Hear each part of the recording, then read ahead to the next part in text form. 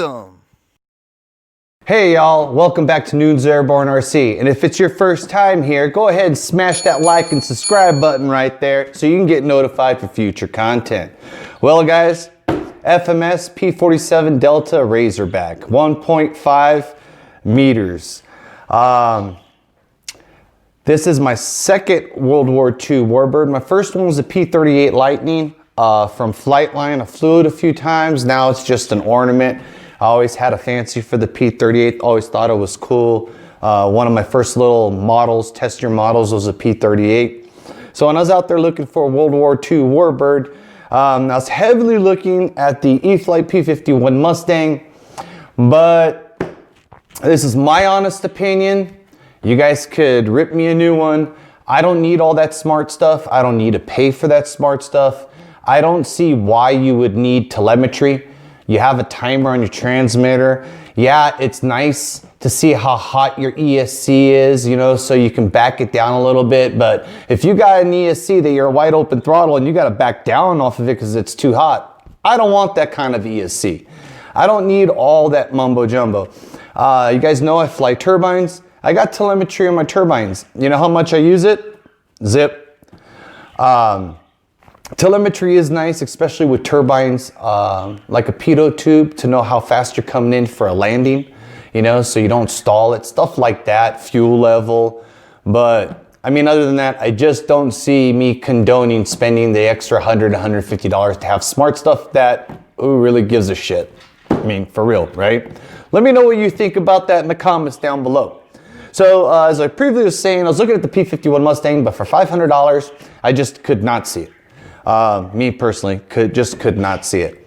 So went with an oldie but goodie, FMS P47, same size as the P51, 4-scale prop, 6S5000 battery, retracting scale landing gear, retractable tail gear. Everything that the P51 has, this has, and this is 4 years old. It's not smart. It does not come with the receiver. People will be like, oh, well, for the price of this plane and the price of the receiver, you could have gotten the P51. Yeah, but I got 5 or 6 receivers sitting here waiting for a home, so why not save a little bit of money? I went ahead and I picked this up through Hobby Zone. I picked it up. It was $350. So it's $150 cheaper than the P51. And who doesn't love the jug? World War II, I think this plane was overlooked a lot by the P51 Mustang. This thing, I mean, it took out trains, tracks. One second, I got my son watching me. Lincoln, be quiet, okay, buddy? Tanks, tracks, boats, bunkers, fighters, ground personnel. This was the A10 of its day right here. And if you love the A10, I don't see why you won't like the P47. So it's a screw together assembly. This is about a 4-year-old model. FMS brought this out, screw together assembly, has wheel hub bearings, actual bearings on the wheels. It's ball link control surfaces all around. It's got a 460 kV motor that'll run on 6S. It has this quick change battery tray in the front. First one that I have one with a removable tray like that, other than RC helicopters. And digital metal geared servos all the way throughout. Without further ado, guys, let's go ahead and let's open her up.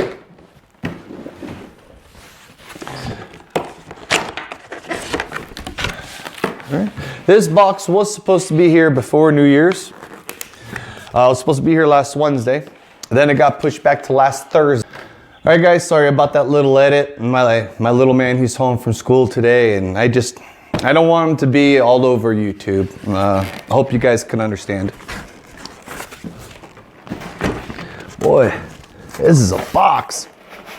Oh, dear Lord.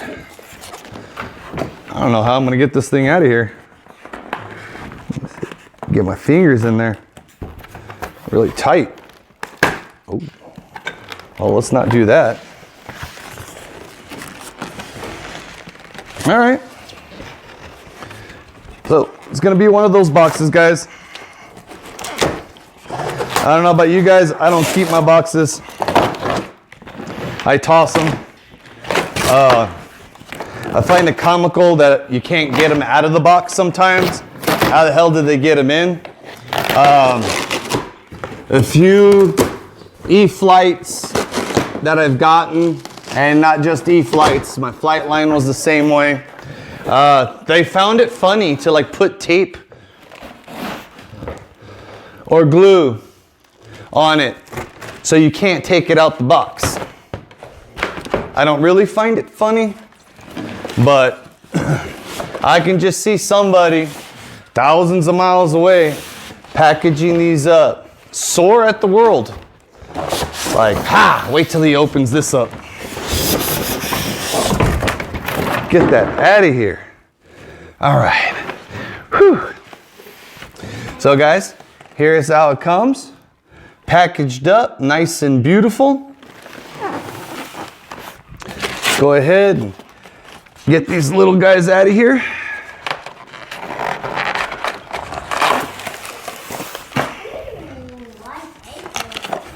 Yeah. And I don't know if you can hear my son in the background. He's all about impersonation. All right. So I can feel that this has some weight. So if you guys get this, be careful with this. This has some parts in it, hence why it's covered. And it's, excuse me, you got your stickers, you got your 4-blade prop, all your little tidbits and screws. You got your guns that will go ahead and glue right onto the wing. You got your 4-prop hub and your spinner. So don't throw this piece away, guys. I have a habit of grabbing these things and just, but not today.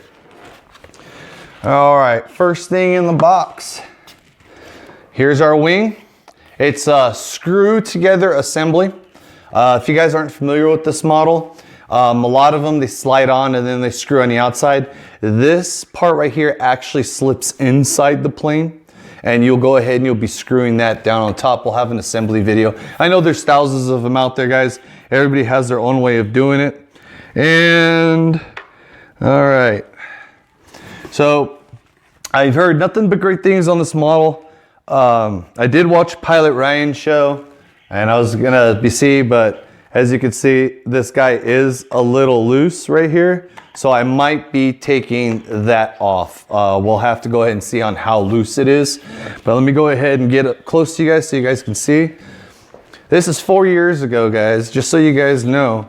I mean, look at that finish. You know? Realistic hinges, flaps. All right? The hinges are inside, just like on the real bird.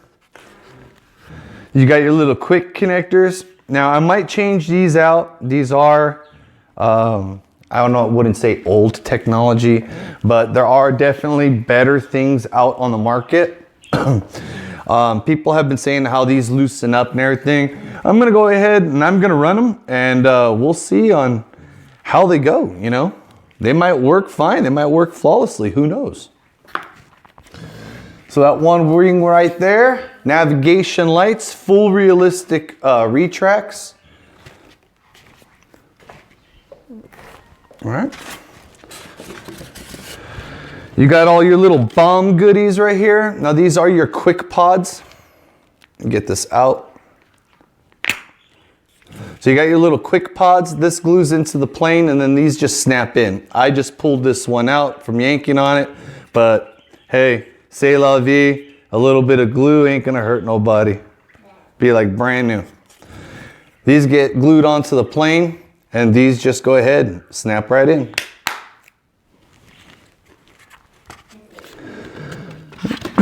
You got your other side right here. You got your 3 spars. You get 3 spars in this kit. This is for your elevator, and then you get 2 of them for the front. One of them goes in the front and one will go in the back. So you got your 3 spars right there. I usually tend to put them back in so I don't lose them. Oh, your center drop tank. Goes right in, just slides right on, goes right underneath the plane. That's nice and big.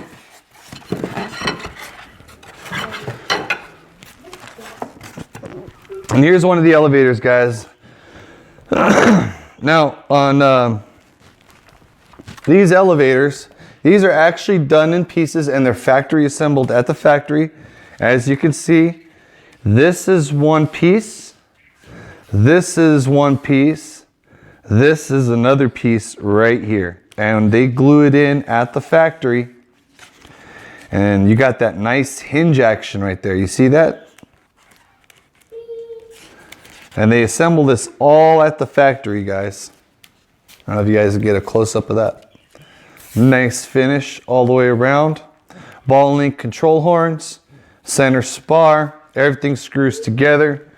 No glue, no mess, unless you go ahead and you rip out your tank. Yeah, your instructions from FMS. Oh boy. Now the fuse. Oh, look at this, guys. Now this is the Bonnie scheme. Let me go ahead and hold this up for you guys. Major Bill Dunham, his master crew chief was Mattis. I can't really pronounce it. But like I said, this is the Bonnie. As you can see, the Bonnie. The wings do slip in. There's your quick connectors. Let me go ahead and get this up a little close, guys. Nice massive motor. Look at that front, guys. It's probably one of the nicest fronts I've seen on a plane. Man, this thing is really, really nice. I mean, when you think about, you know, where we were 4 years ago, right?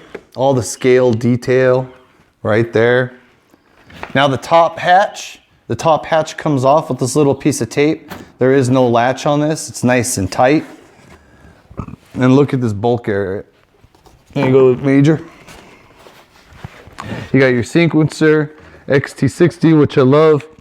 Everything's ready for P&P. Drop in the receiver. There's that battery tray right in there. Plenty of room for a nice 6S 5000, maybe even a little bigger. We'll see on what we can go ahead and literally fit in there. It's going to be pretty cool. One of the things, like everybody else did say, is right here. You can see the ESC. I don't know if you guys can see that. It's supposed to be mounted to the side right there, but I don't know what glue they use. It just pops off, so I'll just be remounting that. I'll have that in the video. I don't know what kind of cheap glue they were using, but yeah, that's an easy fix. I mean, for saving $150 for a little bit of my time, right? It's probably not as fast as the Mustang, probably not as aerobatic as the Mustang. But like I said, I wanted a Warbird, a tried and true. Razorback's a good one. Retractable tail landing gear. Okay? I know a lot of people out there were buzzing about the P51 Mustang. And it's got a retractable tail gear. Well, 4 years ago, they had it. And you save quite a bit of money. Go ahead and set this bad boy down right here in front of you guys. Put this right back up on it. Slips right in nice and tight. All right, let me lean that up. You guys will have that picture right there for you. All right, and last but not least, guys, is we're gonna have the last wing. And the way that this comes out is this little piece of tape right here. Don't try and yank on the wing because it's a crazy angle. You might damage it. Just take the piece of tape. This side will come out and you can remove your last wing. Same as the other side, guys. It's basically a mirror image. Great FMS quality. I mean, would you look at that? I mean, that thing is like almost picture perfect. Okay, so this is on a spring mechanism. Oh, all right. Man, This is gonna be an awesome plane. I can't wait to fly it this weekend. I can't wait to see it together and fly it this weekend. Like I said, guys, this is my first Warbird. This is my first FMS model. If you've seen my hangar, a majority of them are E-flite planes. So if you guys come and comment that I don't know what I'm talking about them, I've been flying them. I can tell you all about them, the good points and the bad points. And they got the great points outweigh the bad points. They really do. They really, really do. But when I go buy a truck and I want an XL with power steering and air conditioning, and I don't need power windows, I don't need it to electric seats, I don't need all that stuff. So I know what I want, and I'm gonna go to a Ford dealership or Chevy dealership, and I'm gonna buy the truck that I want because they will have it. I just don't like where you come out with the model that's extremely well, but then you make it smart and I have to pay extra money. You know, if you're out there in the market for a truck and they got your truck for $30,000, but they go, oh, sorry, we don't make that. You have to spend $37,000 because it's smart. That's not my whole bag of tea. I hope they don't go full smart all the time. That does drive the price of planes. Now, don't get me wrong. You do get a great deal when you buy it in a plane. You pretty much get the receiver, you know, free, but really, I just don't need it. And I honestly don't see why you would need it for a foam plane. I mean, you're not racing. You're not getting into that. Now, I've seen ground racers where they do that, but these guys are trying to squeeze out every little volt, you know, for that split second. So, you know, there are aspects where you do need it, but majority of the time, it's great that the feature's out there if you want it to buy it, you know, or if they had two models, smart or non-smart, and then the consumer can pick. But I just didn't need smart. The reason why I went with the 4-year-old model right here. This thing's gonna be amazing. I can't wait to go ahead and put it together. You guys go ahead and stay tuned for the build video. It'll be coming up shortly. Another thing's coming down the pipe this Saturday. Jet Day! That's right, Jet Day this Saturday, guys. So stay tuned for some more fun. Noon's out.